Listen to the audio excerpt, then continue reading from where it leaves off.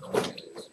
Yeah, you should already actually have these notes, I'm pretty sure, under probability. Blow this up here a little bit. I'm pretty sure we talked about this.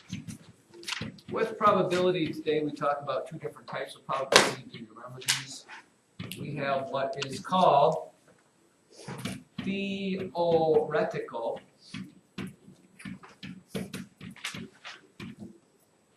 Have you heard somebody say theoretically speaking? And today, actually, we're talking about what's called experimental probability. Experimental probability. The difference between them, do you remember? Did we talk about this? Or is it just me? I remember it. Huh? I remember it. What is the difference between theoretical probability and experimental probability? Faith? Theoretical is mathematically what should happen, and experimental is what happens when you do it out.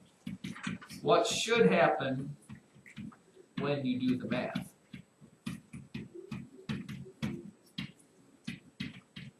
And experimental is what does happen. What does actually happen. Now, a case in point would be this. Let's do this. Theoretically speaking, and I think I've done this. I did this last time, didn't I? I'll flip the coin. Let's do it again just so we can see if it happens. Theoretically speaking, the probability of flipping a head would be 1/2. Well, I'm going to flip this thing 10 times, and that will give me my experimental probability, which means I take the total times I've done it, total times, and on top I go how many heads I actually got. I actually do this at 208. Got it. Here, let's just do it right here now. What can be my position? First one, tail, right? That's 1 time. Second time, tail, 2 times. 2 tails, no heads. 3 tails, no heads. 1 head out of 4. 1 head out of 5. 2 heads out of 6. 3 heads out of 7. 3 heads out of 8. 3 heads out of 9. And 3 heads out of 10. Experimentally, my probability ended up 3 out of 10. Okay. Now, here's what you must understand. If I continue to do this experiment, generally speaking, if I do this enough times, usually, typically, if done enough,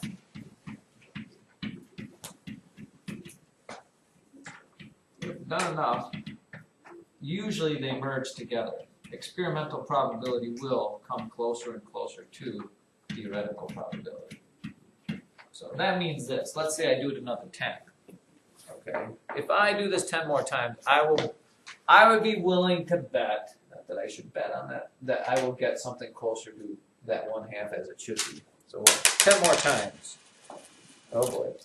0 for 1. Maybe this coin is bizarre. 0 for 2. 0 for 3. 0 for 4. 0 for 5. 1 for 6. 1 for 7. 1 for 8. 1 for 9. Don't do it again. Wow, 1 for 10. So now I am what?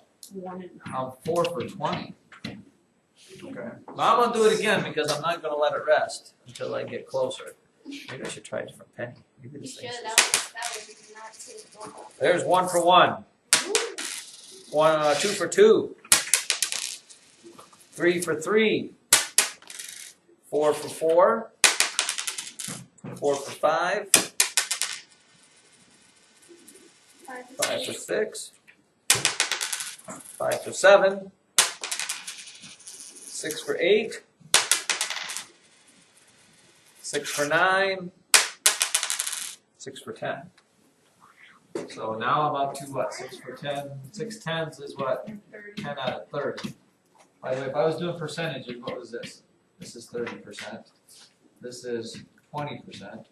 I'm back up to what? 33 1/3%. Let's do it one more time and see if we can get close to half. I really want it. In a utopian society, it should just get to half of it. 1 for 1, 2 for 2, 3 for 3, 3 for 4, 4 for 5, 4 for 6, 4 for 7,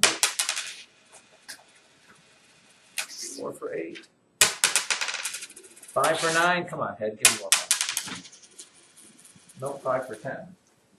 So now I'm at what, 15 out of 40? We're going to do it. I'm not giving up just yet. I'm going to do this till we get to half. 0 for 1, 1 for 2, 2 for 3, 3 for 4, 3 for 5, 3 for 6, 3 for 7, 4 for 8, 5 for 9, 6 for 10, which is 21 out of 50, which I'm at what now? 42%, right? One more time. But notice, the deal is eventually, if I really continue to do this, and you could, I wonder if there's a coin flip simulator on that computer. I'll bet There is. You can search it up. There's a coin flip. I'll bet there is, but if you, Roblox. well, I'm gonna do it one more time just to get there. Roblox. Oh, 1. If I get farther away, I'll quit. 1, 2, 2, 3, You get past 100 real quick. 2, 4, 3, 5, 3, 6, 3, 7, 4, 8. I'm not counting that one. 4, 8, 4, 9. Oh, 4, 10. I just got farther away. 25 out of 60. Anyway. And that's the reason, ladies and gentlemen, that's because of that.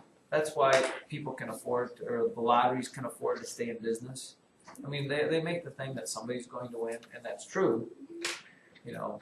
But you've noticed how many times I don't know if you watch the news, but you know they talk about how high the lottery has gotten. That's because nobody wins it, and then nobody wins it, and they keep rolling money, and then nobody wins it, and then finally somebody does win it. Well, obviously, if somebody won the lottery probably the first time it came out, the lottery's going to be behind a lot of money.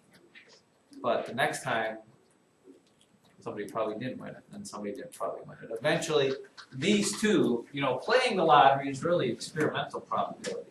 But they base the money, their payouts on the theoretical one because, you know, it's a little like this. If I had a deck of cards and I said, okay, I will pay you, how much money could I afford to pay you? Let's say you paid $1 every time to play my little game. And I said, I will pay you X amount of dollars if you draw the Ace of Hearts. If you draw the Ace of Hearts. Well, what's the probability of drawing the Ace of 1 Hearts? out of 52. 1 out of 52. I should, to be completely fair, I should pay you $52 if you win that game because the probability is 1 out of 52 times. That would be kind of my break-even thing. We play it enough times, you know, it's going to be up. Well, the lottery, you know what the odds of winning the lottery are? One in 200 and some odd million. Okay, that means realistically, the lottery, every time the game goes, they should pay $200 and some million to the winner, which they don't because they give smaller prizes and all that, but they don't. I mean, I think the lottery starts out a couple $1 million or something like that, and then it grows and grows and grows. So. Well, then there's tax too that takes away from a lot. Well, and they do it, but they do it on some sort of percentage basis too, because the more people that play the lottery, you can tell the higher the jackpot gets. So they automatically know how much they're planning on giving away and all that sort of stuff. So, anyways, there are some things that are only an experimental probability. I think we talked about that. You know, the probability of Wade making his free throw. Which is 0 out of 10. The reason that's experimental because you can't really say theoretically what it is because it's a skill that you either have, you know. So he has to establish his probability by actually doing it. So he steps up to the line, 30 times in the season and he makes 18 of them, that is his experimental probability. And that's what they'd say, what is the probability that Wade will make his next free throw? That's this right here, 18 out of 30, which is what, Wade, if I use that? 3/5, which is 60%, which is probably a little high in a way. Let me see, did they ask us one there? Look, open here, let's do a couple of these. Open your books, page 403, please. 403, and see if we can't establish something here. Look at practice letter B.